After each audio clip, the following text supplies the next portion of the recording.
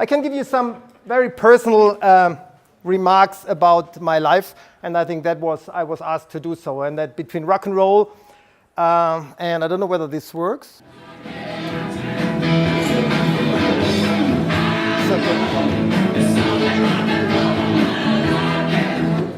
So you might ask yourself two questions. First of all, what is this with rock and roll or life between rock and roll? First thing is because music and rock and roll music played a very important part in my life during my whole life. And I think what I've not heard in Stephen's remarks is about the role of passion. And passion in personal life and passion in business is extremely important, I think, for achieving success in terms of money, cash, and for happiness. So music was pretty much on my passion. So I was a drummer in a heavy metal band. I don't look like that, I know. But for many years, and I tell you what, I want to tell you something. One of the best experiences I had in my whole life was, and I still wear it, a couple of weeks ago I was in the Coachella Festival. Does anybody know what that is? Coachella is one of the biggest music and arts festivals in the world. It's outside of Palm Springs in California. And you have all kind of music, from techno, DJs, rock and roll, country, everything. But the key thing for me was, after 23 years, Guns N' Roses played for the first time. And that was amazing, I can tell you. Big. Second thing, you ask me, why is this guy dressed up like an idiot here with ties and so on? I know ties are totally out in the Silicon Valley. I see somebody else in a tie here in the back, so I'm not the only one. So probably I want to give you some of your prejudices about consulting. So the consultants are the guys who are wearing ties and are all serious and have no fun. So we are not wearing tie in business, and even not with clients and not on Fridays. The real reason why I wear a tie is because I'm a big fan of Harvey Specter.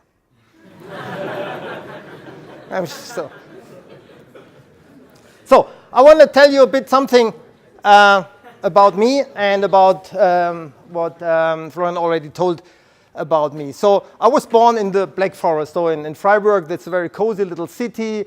Was the first city in Germany who got a green mayor.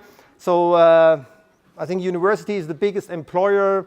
50,000 students in this little city. So very cozy, very calm, very peaceful, nothing about the world. And I'm one of those baby boomers, these guys who have problems with individuality, who were born into competition, who always feel needs to differentiate themselves.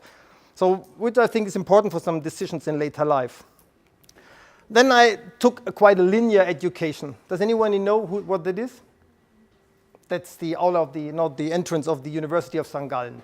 So that's where I studied. But first, before that, I studied mathematics in Freiburg. Then I studied economics in Freiburg, and then I studied business in St. Gallen. So I was a bit overeducated in a way. So I never did something real. I studied and studied and studied in quite a decent time.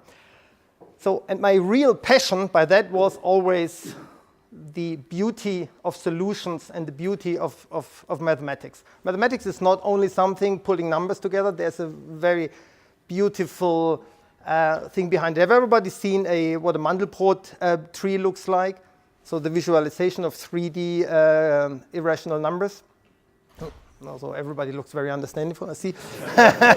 Or the beauty of trigonometry. That's very aesthetics if you really dive into it. And that I really loved. So and I thought always I'm going to take a career in mathematics and become a professor or something in mathematics. But as important as it is for the real life, for engineers, for everything, because it's the foundation of all you learn and all you do, both in social sciences and in nature sciences, you start to live a parallel life and you cannot talk to anybody because you're not, the people, your friends, and though they just don't understand you. So then I figured out, there's something out there which is kind of cool and hard to capture. It was in the mid of the 80s. That was kind of when in the Wall Street, the first crazy things happened around the day with Mike Milken. Do you know Mike Milken still?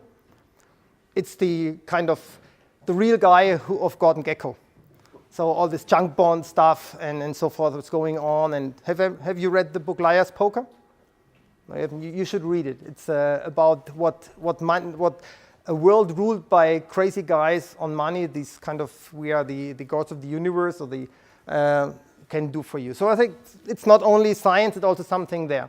And I always had a willingness to perform. So the passion to get a solution, to be the first, or to be in a way a baby boomer.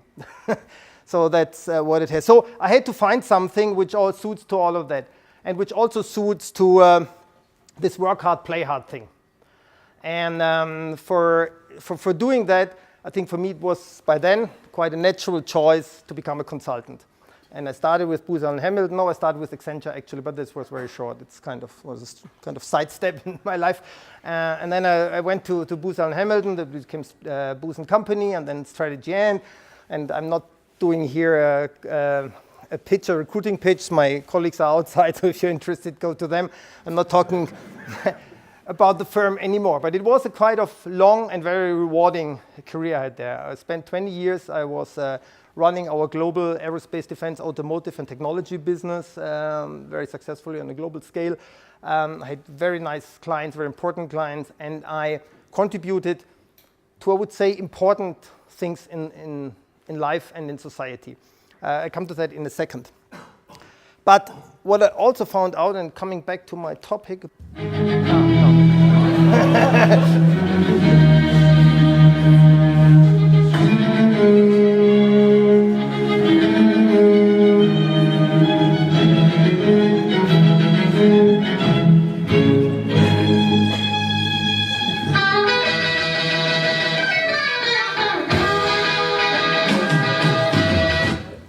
so what I want to say with it, in consulting, size matters. Even if it's not as big as PwC, which we are part of now, but size and legacy matters. So you are part of something big. You want to be, you want to have an impact.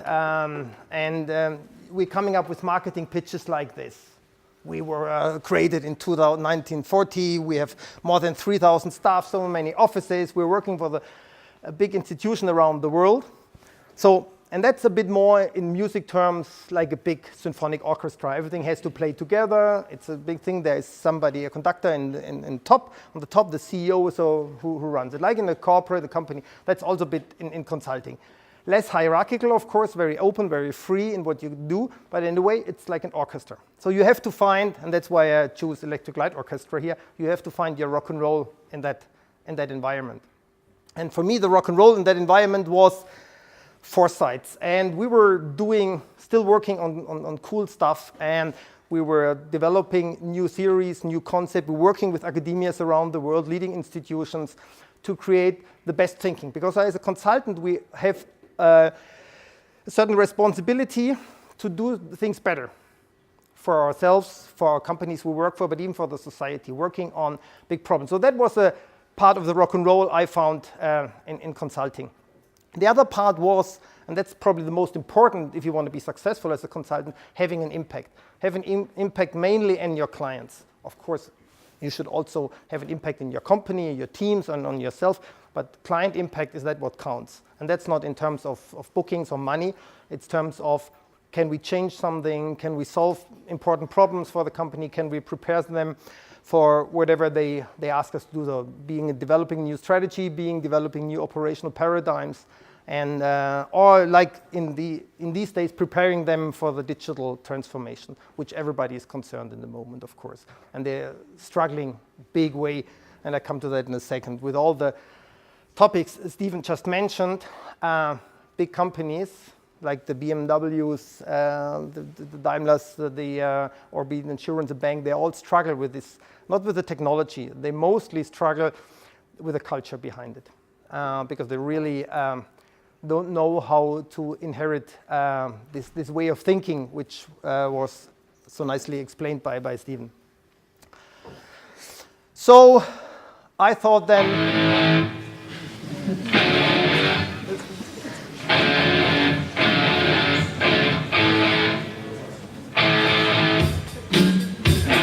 wait for the first person.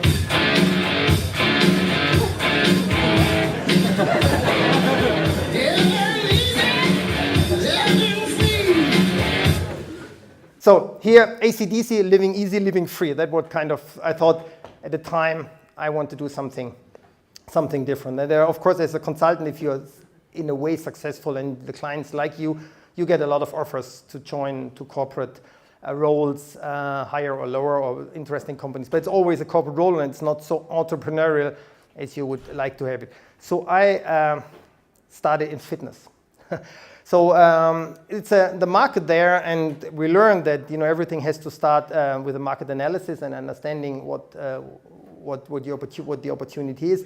So the market is very big in fitness. As you might know, there alone in Germany there are more than 7 million people now in some kind of fitness studios. In Europe it's more than 40 million. I don't know the numbers in the world, but it's big, and it's growing. It's growing double-digit numbers year by year, because people in the early days, I think they used to walk about 20 kilometers a day. Today it's around 800 meters. So we don't have movement. Then you see it in obesity and all those sicknesses. And it's not only sicknesses of your muscles and bone system or of overweight. It's also your cardiovascular system, of course. And it's even things like diabetes, which are heavily impacted if you do not move enough. So fitness is a big thing. It's a social concern. It even plays a role in not the wealth of nations, but the health of nations. And it's, in particular in Germany, but all around the world, it's not managed very professionally. It's managed by a lot of entrepreneurs, but most of them who've made their hobby to their profession. And there was nothing like this pyramid from understanding your market, having a vision, having a business plan, and then taking action. It was taking action and look what's happening. And therefore, there was a big opportunity. So, and what we tried by then is reinventing training. Of course, digitized. What can you do these days without being digitized? But we also found it extremely important to have a very social factor in it, because fitness training is a very intimate activity. It's around your body, probably the most intimate thing you can imagine. And so you cannot, let's say, with all this gadget we're having, Fitbits and Garmin and all what they call, you have to have a personal attachment to it. So the starting point of the company I bought in was a small company who already had their market success. They had a very cool technology. I'll talk in a second about it. And already some penetration in the market already, driven by a guru, a fitness guru who knew the world, who knew the fitness studios and their operators. So far, they made it up. So our idea was to scale it up. Of course, using new technology, using a more professional way to drive these companies. We started with about 20 million revenue, quite nice CAGR. When I left the company, it's about 45 million. So I was running it for about 3.5 years. So, by the way, one of the biggest competitors who appeared was one of alumni of this institution here. Some of them might know him, Philipp Röschlanderer, very good friend in the meantime. But so he really gave us a hard time, because he came more or less with the same idea, much more from the digital side, while we came much more from the technology side. So in our case, technology mattered. And the value of this company was pretty much based on German engineering and tactical sales. So I know the guys who want to buy it, and I know how to talk to them. So I don't want to spend too much time of it. It's kind of electronic resistance. You can do much more efficient training. You can do optimal training execution, and everything is monitored. And everything is automated setting. You just put your chip card into the machine. There's everything setting, the weight, the movement areas, and so forth. So it's easy. It's simple, safe, effective. That's what we called it. And of course, then the part of the digitization, we put all the data, the training data, the physical data, put it in the cloud. Matched it with all the other stuff which you do outside the fitness studio, like running, Runkeeper, and all those nice things, and put it together in personal measurement tools. So quite nice idea, but I mean, this market in the meantime, everybody's jumping on that market. So Apple is jumping on it, Google is jumping on it, and then a lot of those device manufacturers jumping on it. So it's got to be extremely tough and difficult to do. So what we found important, what I said earlier, was that we not only looked at the technology, we looked at people. And some of these quotes here, so products have a price, people have a value. Products are exchangeable, people are unique. Products suit a requirement, but people have relations. So all this kind of stuff was at the core of our marketing and the way we talk to our customers and our clients. And so that I wanted to give you with you one thing is technology. I think it's important, of course, because otherwise you need to have an idea. driven by technology mostly, but you must not forget the human side of it and the emotional side of it and the passion behind it. So that's why we all said we don't have users, we only talk to people. I mean, when I say Facebook has so many users, WhatsApp has so many users, we shouldn't use this term anymore. They're all people, they're individuals. And they are, let's say, at the end, the people who make up for success or not success, if they use the service or not. So that was a kind of small explanation of my two lives. And pulling it together, comparing consulting with startup. It was not a real startup, but it was a kind of startup. We put a lot of money into it. So, and it was small, but was not, we didn't have around zero financing required, but we needed financing. So in consulting, you're required for, I also said, the best thinking. You have to be smart, you have to be structured, you have to solve complex solution in unstructured settings. So you really have to apply a lot of the things you learned in university. Method about evaluating companies, but also engineering methodologies, and so forth. In startup, it's all about ideas. Probably much more than in consulting, having something new, and then Stephen explained it how nice, how the world can be driven by ideas. But also, an idea doesn't make the case. I think it was Mark or Oliver Summer, I don't know exactly who of the two it was, said, you know, having ideas like waking up. And we wake up every day and we're having ideas every day. But creating something out of it is standing up. So if you woke up in your bed, it takes a serious effort to stand up. And what makes them successful entrepreneurs, stand up. So, and that's probably one thing very important for an entrepreneur or in a startup, not having the idea, but to stand up and take all the actions required. In consulting, on the other way, it's very much about doing no compromises. Always stay to what is right and what is true. Believe in the numbers, believe in the facts. Don't take political decisions. Don't pretend something is right or wrong just because your client is telling you that that's the result he expects and he is paying you. So you cannot do that. You must not make compromises. Management can take compromises to get things done. But in consulting, that's a difference between a manager and a consultant. The consultant must stay honest. He must stay straight and to make no compromises. The people challenge in consulting is a bit the same as you might face in university. You're surrounded by extreme smart guys. Above you, around you, and below you in the hierarchy. So senior guys, junior guys, and your peers. They typically are extremely smart, extremely fast, extremely passionate, extremely driven. So you have to cope up with that. And that's a real challenge, but it's the fun part of the challenge, because that always inspires you, and that does not allow you to lay back or give up in any shape or form. As much as my experience was in the business world or in the entrepreneurial world, there's a reverse business challenge. Because of course, yes, when you work and start something up with your colleagues, with other smart guys, or you have your investors, they are all highly trained, highly educated and smart people. But then when you start working and creating a company, other people come on board. Like the guys on the shop floor, like the sales force. And they have a different level of education, they have a different level of speed, and they have a different level of aspiration to achieve things. One thing which I always said to the guys in my company, in the other company, I said, please guys, surprise me. Not negatively, surprise me positively.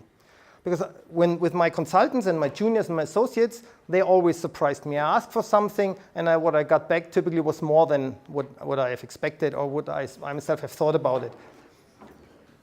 In the company, I was happy if they just did what I asked them to do. I was never surprised. And that's a big challenge, because at the end, the slowest traveler defines the speed. So you have to bring them on speed. So it's a total different people challenge. Then also in consulting, you have to get aligned with the organization, aligned with your customer requirements, and aligned with the job profile, with the project, the project planning, and so forth. I think in the entrepreneurial side, you have to align. You have to be the driver and the entrepreneur, as it said, and bringing people on the same route and pulling them together. Of course, consulting is extremely analytical. We have our methods and methodologies to come from a hypothesis, and then we make the analysis, and from the analysis we drive conclusion, and we verify the hypothesis, and so forth. There's a consulting cycle and consulting wheel, everything wonderfully structured and analytic. With this approach, as a startup, you're going to fail, because you have to be much more chaotic in a positive sense, because chaos is the only perfect symmetry you have. So chaos is not something bad. Chaos is also something good if you're able to manage it, and you have to manage a chaotic environment. That also is the thinking. Typically, you have a setting, and so you have to think convergent. So you have to have an unstructured solution, bring it to a structured one. So converge towards a solution, towards a resolution, towards a proposal, or towards a recommendation. But during that, when you're doing that, at that point you also have to diverge again, because you find new things, new ideas. So you have to go beyond what was required. So first of all, you converge and then you diverge again. On the other side, it rather starts with a divergent thinking. So the world is new. We have new ideas. We don't know exactly where it goes to, but we want to create something new. But as soon as you start making it, you have to converge again, because then you have to get things done. You have again to align the people, manufacturing, sales, research and development, marketing. Everything has to be in a way converged in a organized processes and approach, and you cannot escape from that. In particular, that's in engineering, in the development of new products. You all engineers are learned, so you know the V model of product development, from high-level conceptual design to detailed design on the development side, and then on the testing side, you do it from the bottom up, just in parallel. So from function testing to system testing.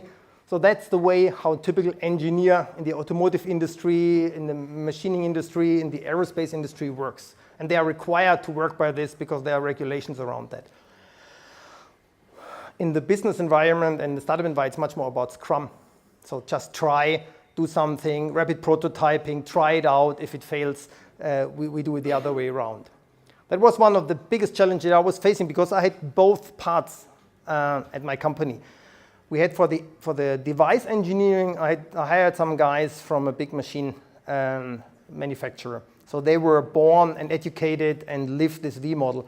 And I also had engineers, software developer for the apps and the cloud stuff. So, and they worked just in a different way. And these guys couldn't talk to each other. Even every time I had a meeting with the two groups, they just didn't understand them. They were speaking different languages. So one of the most important roles for me was, back to point 4, to align them and get them on the same boat. In consulting, you have to learn fast. There's no way out. We all have, the leading consulting companies, they all have the same model, so it's up or out, perform or go. So you have to learn fast and to adopt the challenges you're up for. And that, I think, again, Stephen said very nicely, you have to fail fast. The worst thing you can do is not to take a risk if you believe in it. But there's also a big failure if you hang too long with something on which you already figured out that is not the right thing, but just because you do not want to admit that you failed. So fail fast is important. I had a meeting with the head of innovation at Google last week, and he told me that Google has a Penguin Award. A Penguin Award for the best failure. And so, nice story I want to tell you why it's called Penguin Award. So penguins, after they have laid their eggs, they all work to the edge of the ice and jump into the water, normally all at the same time. And down in the water, the orcas and all the stuff are already waiting for it, because they know they're jumping down and then they have free food. So then the penguins know that the orcas are waiting. So when the first jumps, everybody waits. But what happens if the orcas are there or not? So, and only if the first penguin shows up again on the surface, the others jump. But the orcas, and that's true, that's not a kind of story, they know it as well. So they never kill the first one. They just wait let him go up, then everybody jumps, and then they have their feast.